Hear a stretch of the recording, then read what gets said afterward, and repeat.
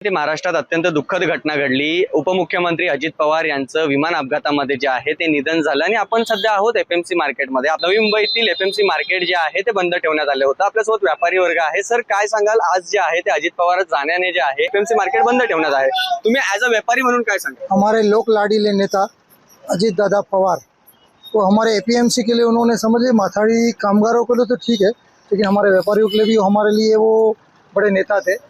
और उनके आज ऐसा दुखद निधन के उसमें हमने पूरा मार्केट स्वेच्छा है पूरा बंद रखा है।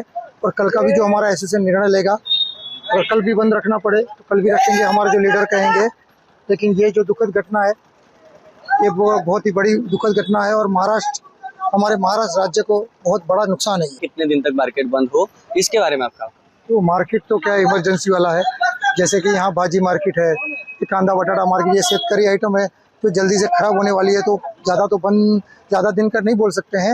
लेकिन आज का तो हमने स्वेच्छा सुबह से बंद ही है, पूरा कामगार को भी हमने छुट्टी दे दिया था और स्वेच्छा बंद है। लेकिन कल का भी अगर निर्णय लेते हैं हमारे ऊपर लीडर तो कल भी बंद रह सकता है। आजच्या दिवशी जे आहे हे मार्केट बंद ठेवण्यात आलेलं आहे, परंतु जर उद्या असोसिएशनने असा काही निर्णय घेतला तर आम्ही त्याच्यावर विचार करू, असं जे आहे ते व्यापाऱ्यांचं म्हणणं आहे। कॅमेरामॅन CL गुप्तासह तुषार पाटील, नवी मुंबई।